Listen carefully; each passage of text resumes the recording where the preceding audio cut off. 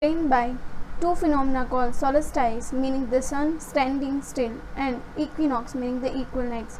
So solstice means through out the year हमें ऐसे दो इवेंट्स देखने को मिलते हैं, winter solstice and summer solstice. और इक्विनॉक्स का मतलब होता है इक्वल नाइट्स, यानी सोलस्टाइस में हमें अगर विंटर सोलस्टाइस की बात करेंगे तो डेज जो है वो शॉर्ट रहेंगे और nights are longer. And when we talk about the summer solstice तब डे लॉन्ग रहेंगे और नाइट शॉर्ट रहेगी. But when we talk about the equinox में हमें डे और नाइट जो है वो पूरे अर्थ में सेम देखने को मिलेगी. So let's discuss solstice and equinox with the help of one animated video. Here there are 4 seasons: spring, summer, autumn, and winter. Each season lasts 3 months. The seasons occurs in a cycle: spring, summer, autumn, and winter. Again spring starts. Solstices. Summer and winter have a midpoint. This midpoint is called solstices. The summer solstice is referred to as the longest day and the shortest night of the year. On this day, the number of hours of daylight are at their maximum, while the number of hours of darkness are at their minimum. The winter solstice is referred to as the shortest day and longest night of the year. On this day, the number of hours of daylight are at their minimum, while the number of hours of darkness are at their maximum.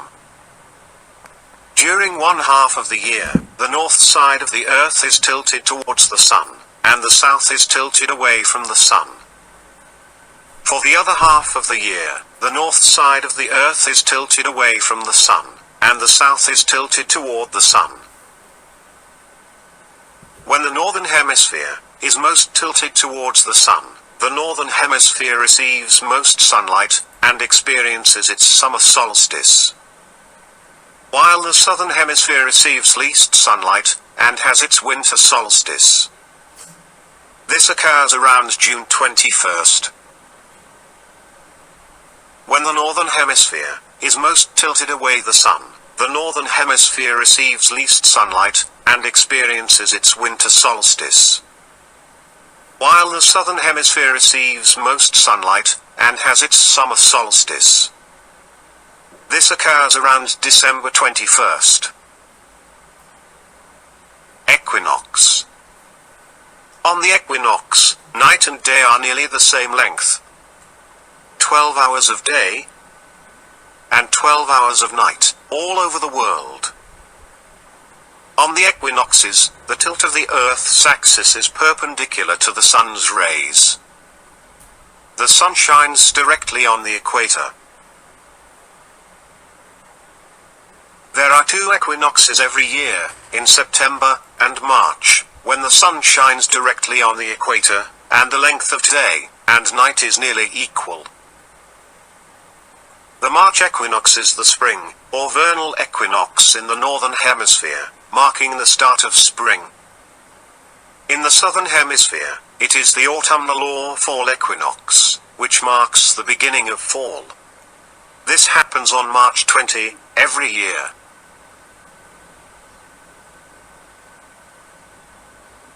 The September equinox is also known as the autumnal or fall equinox in the northern hemisphere, and is considered the first day of fall. In the southern hemisphere, it is known as the vernal or spring equinox, and marks the first day of spring. This happens on September 22nd every year. Don't forget to subscribe, like and share the video. So by watching this video you have get the idea about what is solstice and the equinox. But let's we discuss what is given in our textbook.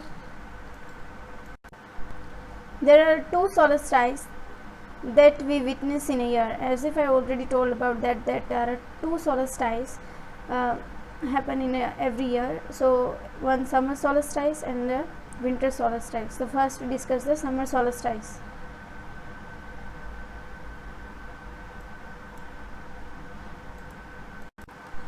Summer solstice.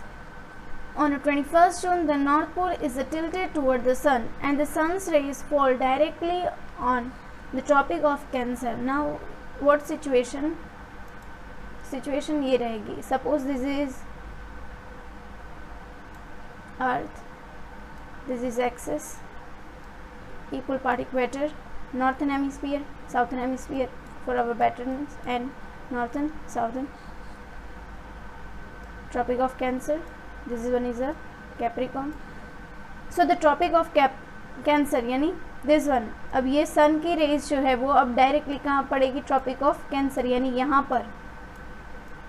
सन की raise जब tropic of cancer पर direct गिरती है तब हमें 21 जून यानी world's longest day देखने को मिलता है और इस सिचुएशन को हम कहते हैं समर सोल्स्टिस.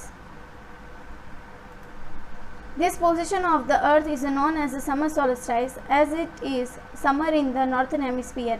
यानी कि जो पोजीशन हमने डिस्कस की that is called the summer solstice and वहाँ पर अब सीज़न कौन सा चल रहा होगा? Summer in a northern hemisphere, क्योंकि ट्रॉपिक ऑफ कैंसर में सन की रेज जो है वो डायरेक्ट गिर रही है, इसलिए now northern hemisphere is experience a summer. It is the longest day in a northern hemisphere, यानी अब हमें जो डेज है वो नॉर्थन हेमिस्फीयर में लॉन्ग देखने को मिलेगी और लॉन्गेस्ट डे रहेगा हमारा 21 जून. During the summer time the days are longer and the nights are shorter in a northern hemisphere, यानी नॉर्थन हेमिस्फीयर में जब समर चल रहा होगा तो डेज जो होंगे वो लॉन्ग हो गए और nights are shorter. This regions between Arctic Circle and North Pole receive sunlight 24 hours day for a few months and as the sun never set. Yani now what they are saying, suppose this is Earth axis, this is North Pole. इतना बड़ा नहीं है but आपको better समझे इसलिए मैं थोड़ा बड़ा कर रही हूँ. This is Arctic circle. तो आर्टिक सर्कल और नॉर्थ पोल में अब सन की जो रेस है वो भी डायरेक्ट गिरेगी, जिसकी वजह से यहाँ पर कभी सन सेट होगा नहीं. यहाँ दैट मीन्स कि यहाँ 24 आवर जो है वो हमें डे देखने को मिलेगा for a few month. During this time it is a winter in a southern hemisphere where the nights are long and the days are short. यानी कि अब जब नॉर्थन हेमिस्फीयर में समर चल रहा होगा तो इसके ऑपोजिट साउथर्न हेमिस्फीयर में विंटर चल रहा होगा और विंटर में जो as usually we know that कि nights are long and day are short. The region between Antarctic circle and the south pole is always in a darkness for a few months and does not see the sun. Same वही situation. This one is earth, southern hemisphere, northern hemisphere. Direct rays are falling on the Cancer, जिसकी वजह से यहाँ पर भी direct race रहती है. तो नॉर्थन हेमिस्फीयर में सन है वो कभी सेट नहीं होता और एट दिस पोजीशन में एंटार्क्टिक सर्कल और साउथ पोल जो है वहाँ हमें डार्कनेस यानी वहाँ पर सन राइज कभी नहीं होता कि वहाँ फ्यू मंथ्स तक हमें सन देखने को नहीं मिलता है. Now we discuss the second one, that is a winter solstice. On 22nd December, the sun's rays fall vertically on the Tropic of Capricorn. The south pole is tilted toward the sun and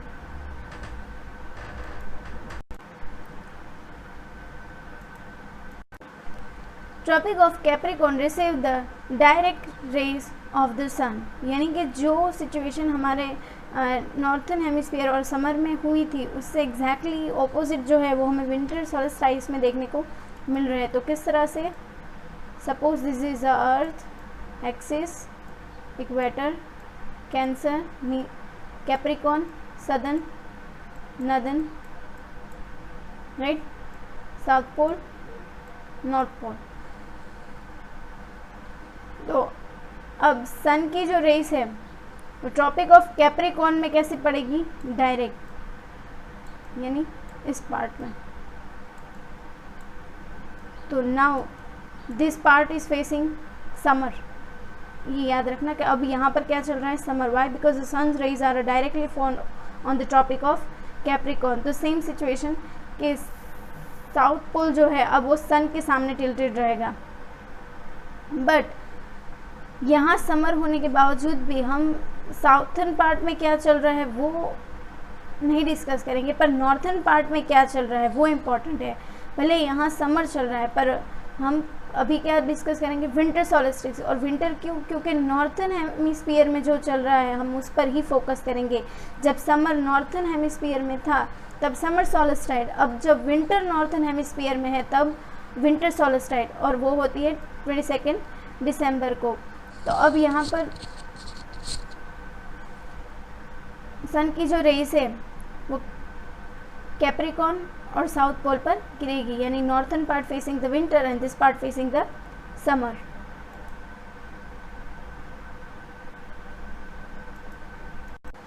This position of the earth that falls on a December is known as the winter solstice. It is a winter in a northern hemisphere. As if I told, जिस position में हमने discuss की तो southern hemisphere now facing the summer. So if the southern hemisphere have a summer, that means opposite the northern hemisphere is facing the winter, and that's why this is called the winter solstice. As I already told that we are mainly focused on the what is actually running on the northern hemisphere. That is our main topic रहेगा कि northern hemisphere में क्या चल रहा है, वही हमारे लिए इम्पॉर्टेंट है.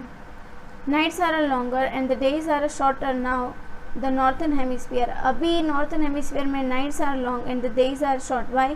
Because the winter is a running between the arctic circle and the north pole is the darkness for a 24 hour. For a few months the sun is not seen. यानी कि अब साउथर्न हेमिस्फीयर में tropic of Capricorn और south pole जो है वो सन से race vertically और डायरेक्ट रिसीव कर रहे हैं, राइट. तो ऐसी सिचुएशन में नॉर्थर्न हेमिस्फीयर में अब विंटर चल रहा है, तो उसमें भी जो नॉर्थ पोल है वहाँ पर 24 आवर तक डार्कनेस, यानी फ्यू मंथ्स तक सन है वो कभी देखने को मिलता नहीं है.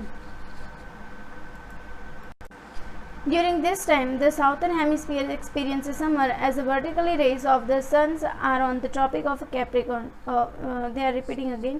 What they are saying is southern hemisphere is now facing the summer. The reason behind is that vertical rays are now falling on the tropic of Capricorn. That's why days are longer than the nights in a southern hemisphere. At this time, 22nd December is the longest day there. यानी कि अब summer जब होता है तब days जो है वो लॉन्ग और नाइट से वो हमें शॉर्ट देखने को मिलती है, और 22 दिसंबर जो है वो हमें विंटर सॉल्स्टिस जो है वो देखने को मिलता है. Place between the antarctic circle and the south pole experience 24 hour of day light for the few months. यानी फ्यू मंथ्स तक हमें एंटार्क्टिक सर्कल और साउथ पोल जो है वहाँ पर 24 आवर डे लाइट्स देखने को मिलते हैं, यानी सन वहाँ कभी सेट होता नहीं है. Now we discuss the difference between the summer solstice and the winter solstice. First, summer solstice. The north pole is tilted toward the sun. यानी कि समर सोलिस्टिस में नॉर्थ पोल जो है वो सन के सामने टिल्टेड रहेगा, बट विंटर सोलिस्टिस में south pole is tilted toward to the sun. Now again summer solstice, the sun rays fall directly on the tropic of Cancer. यानी सन की रेज जो है वो ट्रॉपिक ऑफ कैंसर में डायरेक्ट गिरेगी, but in a winter solstice sun rays falls directly on the tropic of capricorn. अब जो है वो सन की रेज कैप्रिकॉर्न पे डायरेक्ट गिरेगी. It is a summer in a northern hemisphere. Days are longer and nights are shorter. यानी कि अब हमें नॉर्थर्न हेमिस्फीयर में समर एक्सपीरियंस होगा. Days are long and the nights are short. It is a summer in a southern hemisphere. यानी कि जब south pole सन के सामने टिल्टेड होगा, सन की रेज जो है वो ट्रॉपिक ऑफ कैप्रिकॉर्न में डायरेक्ट गिरेगी. At that time the southern hemisphere experience a summer और days are long and nights are short.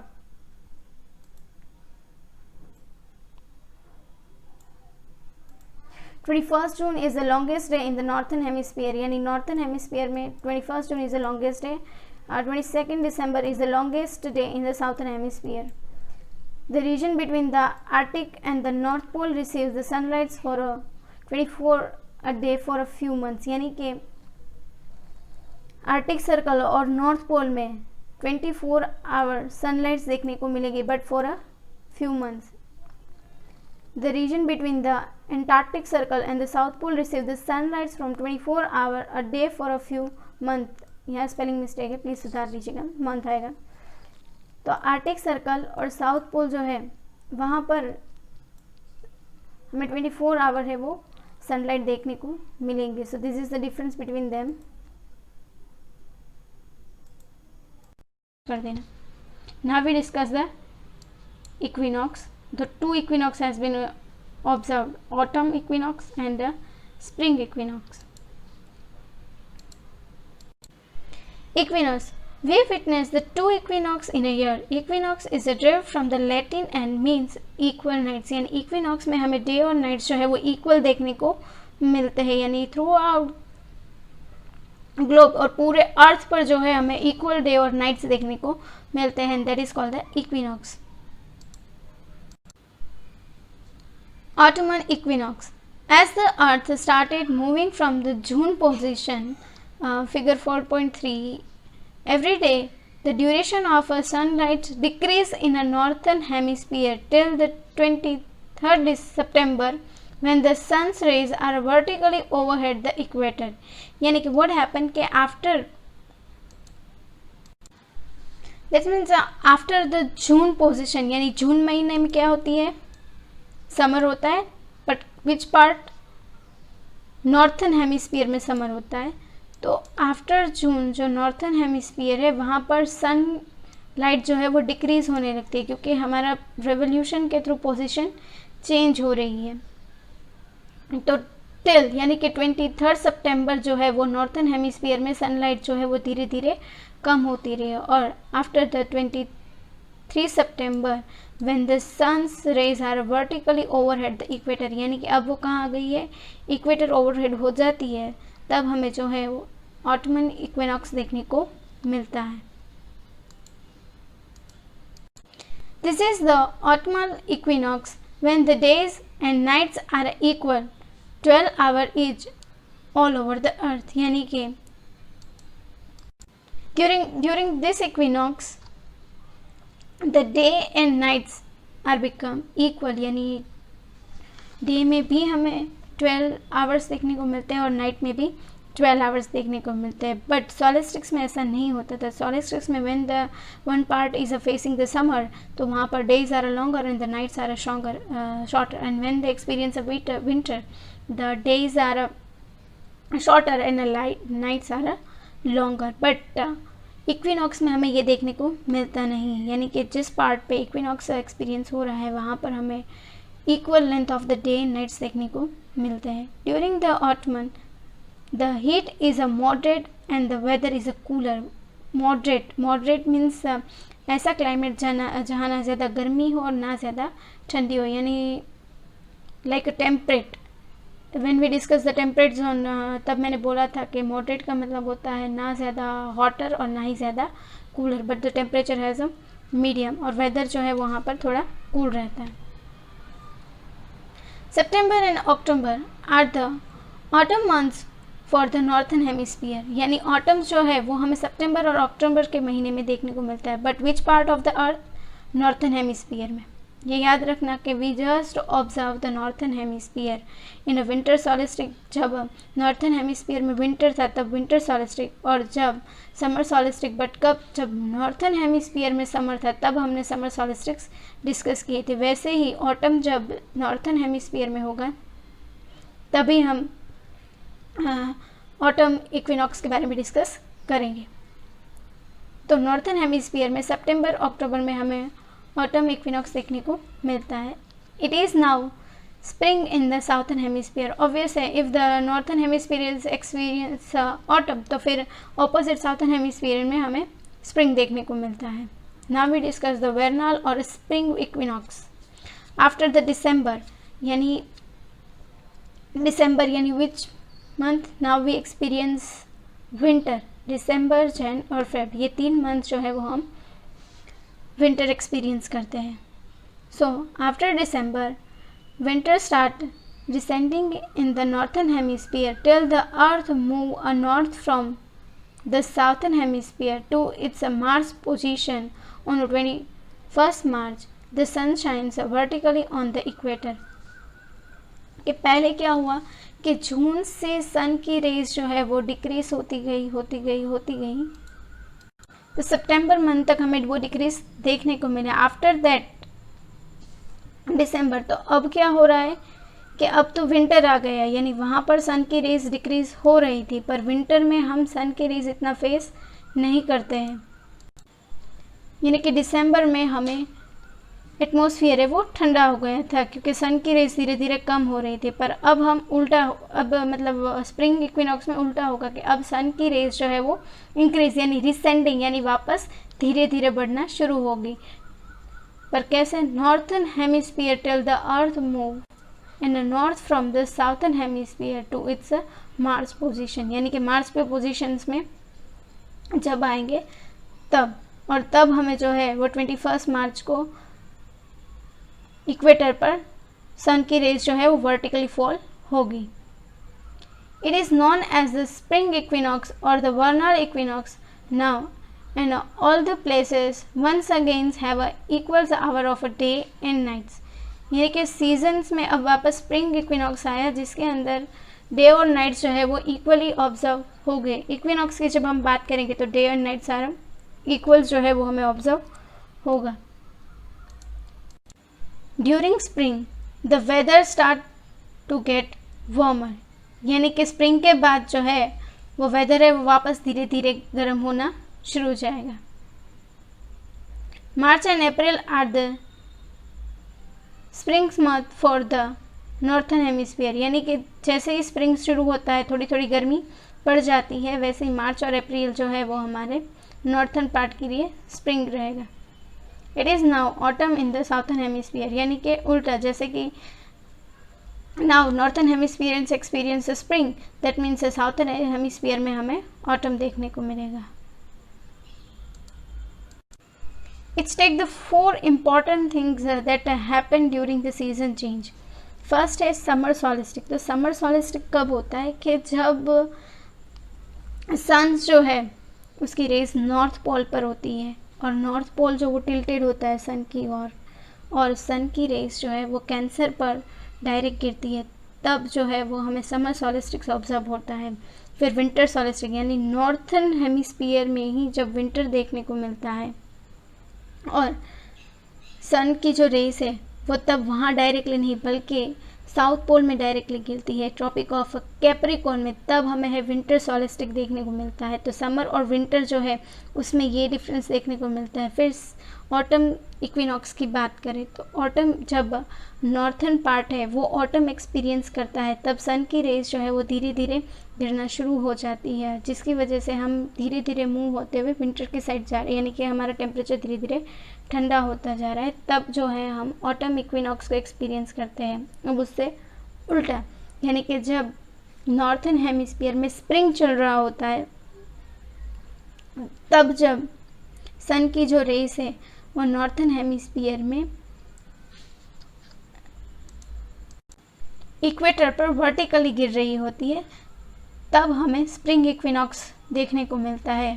During the equinox, चाहे वो स्प्रिंग हो या ऑटम, डेज जो है वो हमें सेम देखने को मिलते हैं. यानी डेज में भी 24 आवर और नाइट्स में भी 24 आवर रहते हैं. बट विंटर और समर में डे और नाइट्स जो है उसमें डिफरेंस देखने को मिलता है.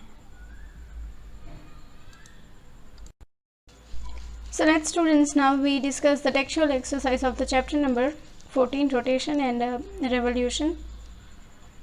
So first question is take the correct option. यानी यहाँ हमें कुछ options दिए गए, उसमें से हमें right answer जो है वो टिक करना है.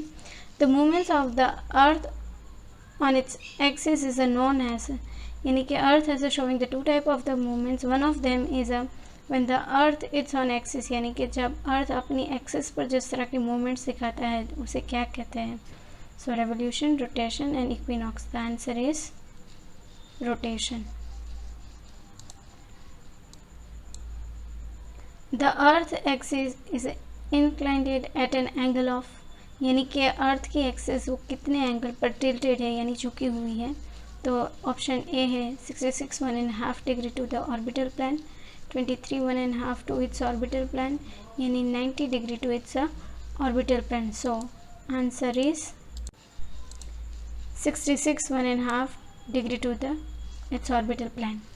The distance between the Earth and the Sun is a minimum when, यानी कि अर्थ और सन के बीच का जो डिस्टेंस है वो मिनिमम कब होता है। The earth is at aphelion, earth is a perihelion and the earth is a solstice. The answer is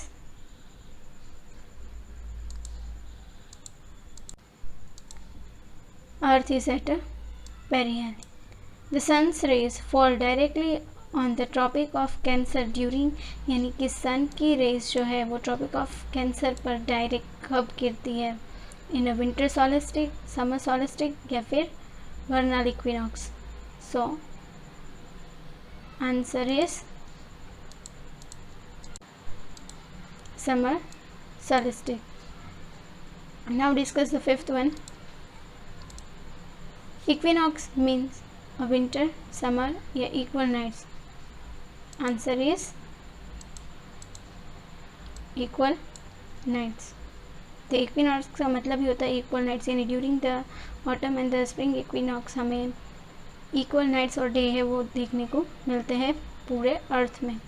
Now we discuss the second question, that is said whether the following statements are the true or false, and we write the incorrect statement to the correct tense. यानी यहाँ पर हमें कुछ statements दिए गए हैं, तो statements वो ट्रू है या फॉल्स है हमें बताने हैं, और अगर the statement is a false तो उस इनकरेक्ट स्टेटमेंट्स को हमें करेक्ट करना है. So let discuss the first one. A leap year has a 360 day. तो दिस इज ट्रू, यानी कि लीप ईयर में हमें 366 डेज जो है वो ऑब्जर्व होते हैं. अदरवाइज हमारा एक ईयर में हमें 365 डेज ही देखने को मिलते हैं. But when we talk about the leap year तो हमें वहाँ पर 6 आवर मिलके एक डे जो है वो एक्स्ट्रा देखने को मिलता है. The earth take 23.5 hours to complete a one rotation. So this statement is true और फॉल्स.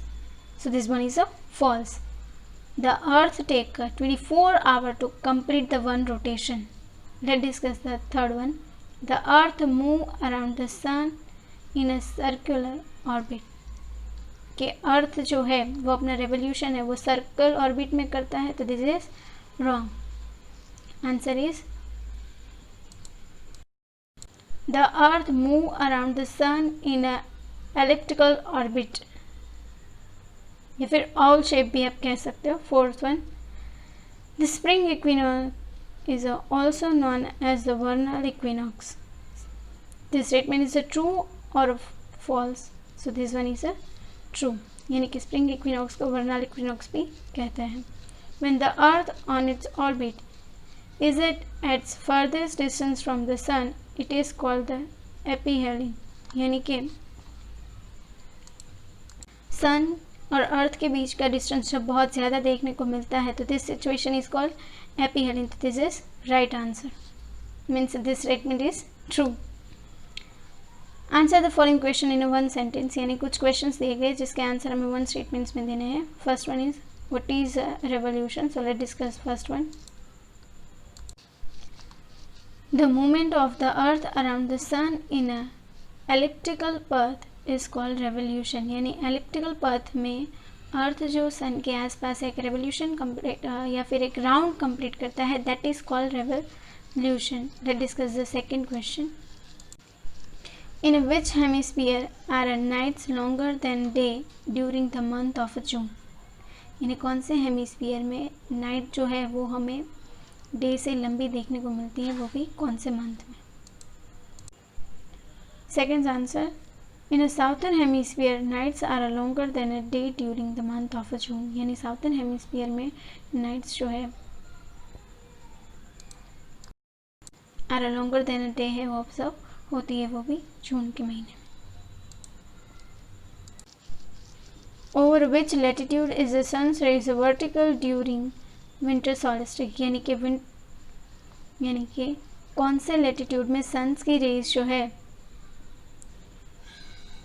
वो वर्टिकल देखने को मिलते हैं, वो भी विंटर सॉलिस्टिक्स में। Sun's rays are vertical over the tropic of Capricorn during the winter solstice, यानी विंटर सॉलिस्टिक के दरमियान हमें सन की रेज जो है वो ट्रॉपिक ऑफ कैप्रिकॉर्न में वर्टिकल देखने को मिलती है। Mention the 2 factor responsible for the change of a season on the earth, यानी कि सीजनल चेंज जो हमें अर्थ पर देखने को मिलता है उसके लिए रिस्पॉन्सिबल 2 फैक्टर्स के बारे में हमें बताना है। 2 factors responsible for the changes of a season on the earth are the revolution of the earth around the sun, which causes an unequal length of a day and nights, and the second one is the tilt of the earth axis, यानी एक तो हमारा reason रहेगा revolution जिसकी वजह से seasonal changes देखने को मिलता है, और दूसरा है हमारा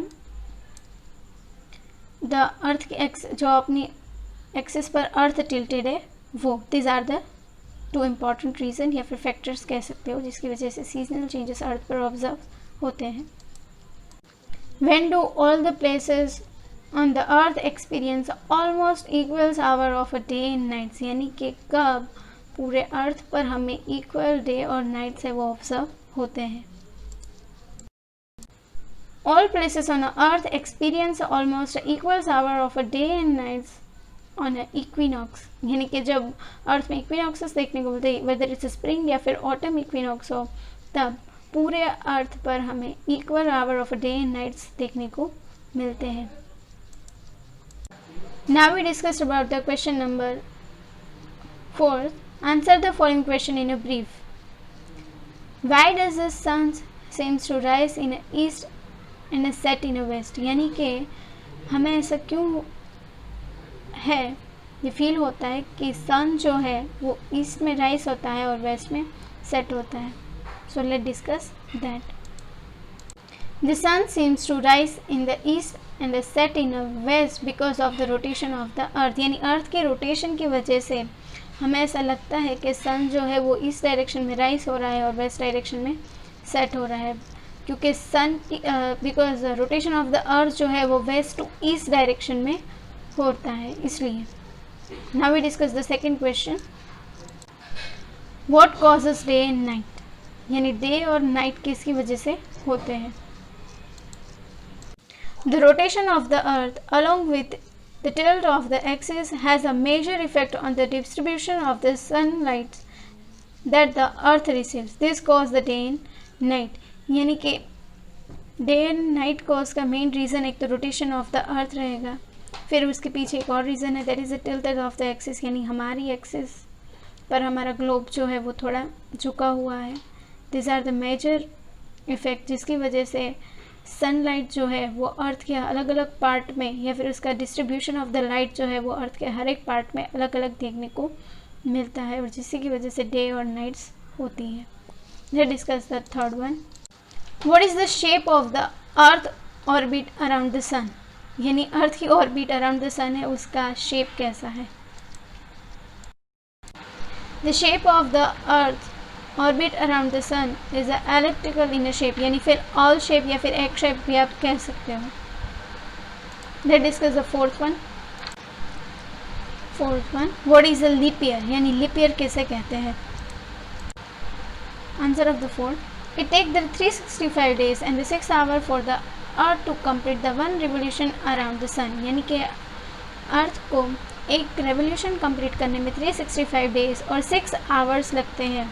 for convenience a year is a considered equal to the 365 days and every 4th year the remaining of the 6 hour added to the given an extra day, यानी कि 365 डेज और 6 आवर जो है, बट हर 4 साल ये 6 आवर जो है वो ऐड होते रहते हैं. दैट मीन्स कि ये 6 hour plus 4 year, the answer is a 24 hour, यानी कि पूरा एक डे हमारा कंप्लीट होता है, और जिसकी वजह से the year with a 366 day is known as a leap year, और जिसकी वजह से हमें एक डे जो है वो हर 4 ईयर के बाद मिलता है, जिसे एक्स्ट्रा डे मिलता है उसे हम कहते हैं लीप ईयर. और लीप ईयर के अंदर हमें 366 डेज देखने को मिलते हैं.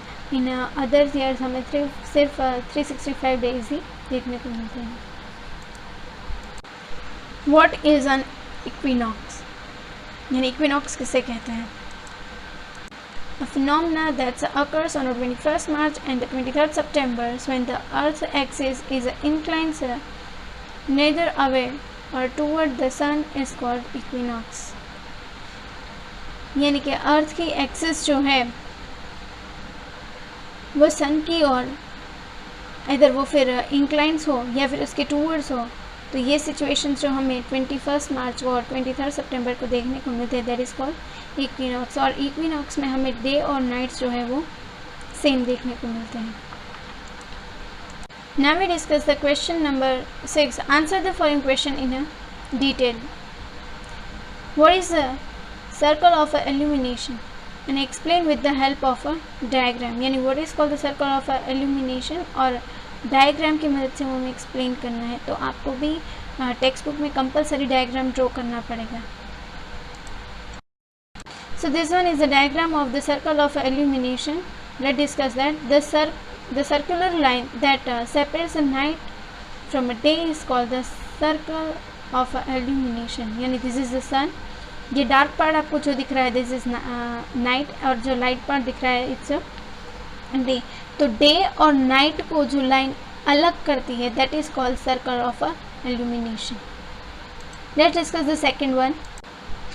Why is an extra day added to a year after every 4 year, यानी हर 4 साल के बाद एक एक्स्ट्रा डे जो है वो ईयर में ऐड क्यों होता है? Answer number 2, for convenience a year is considers equal to 365 days and every 4th year the remaining of the 6 hours are added to given an extra day.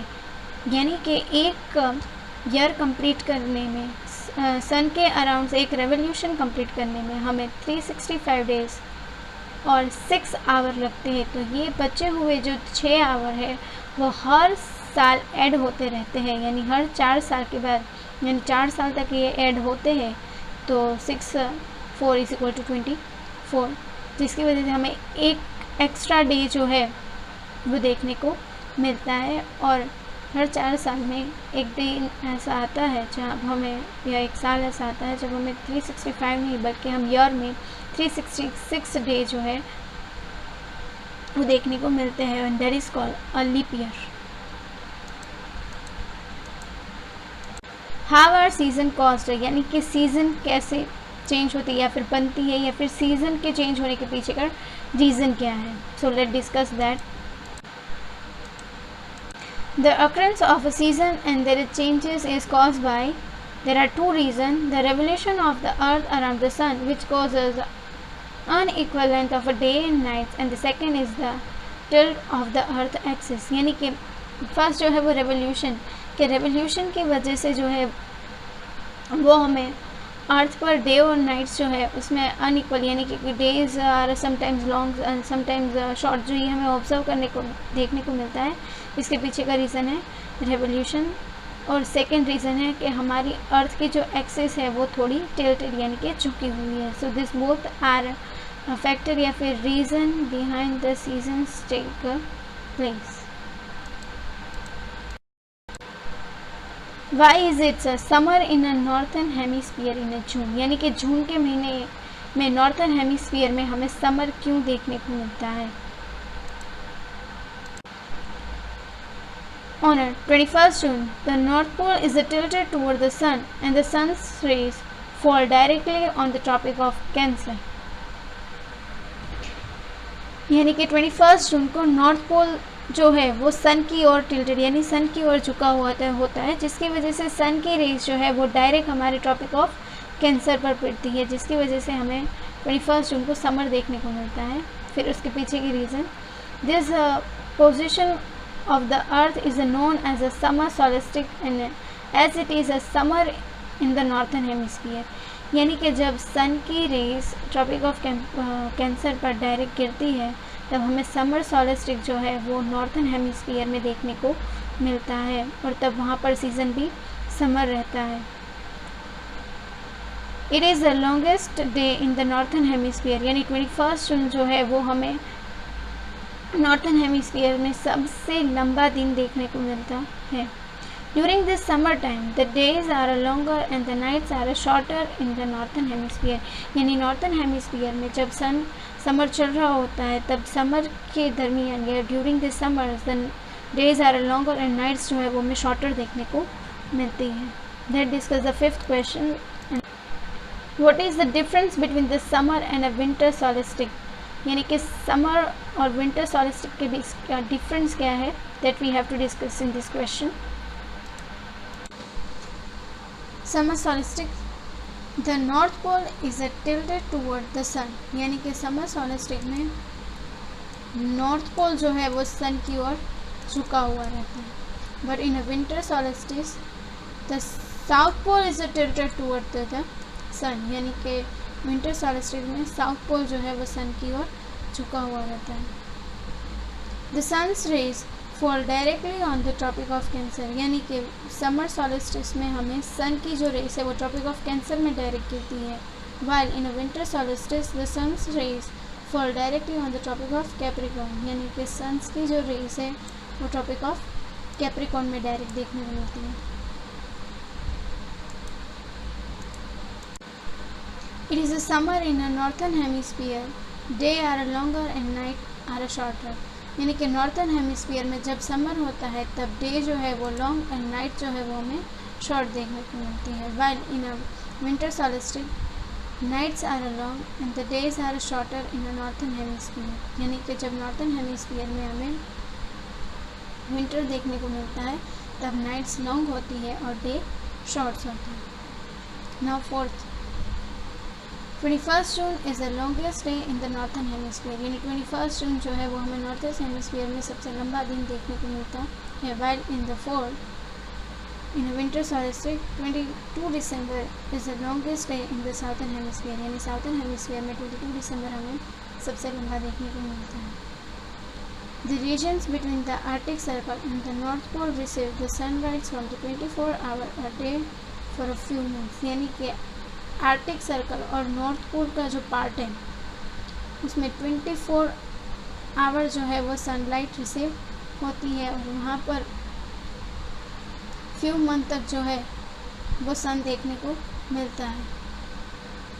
This regions between the antarctic circle and the south pole receive sunlight for 24 hour a day for a few month. यानी कि winter solstice में भी antarctic circle और south pole जो है वहाँ पर हमें 24 आवर तक सनलाइट देखने को मिलती है. यानी वहाँ पर कभी भी सनसेट होता नहीं है. So this is the difference found between the summer and the winter solstice. Now with this, now I'm ending my chapter.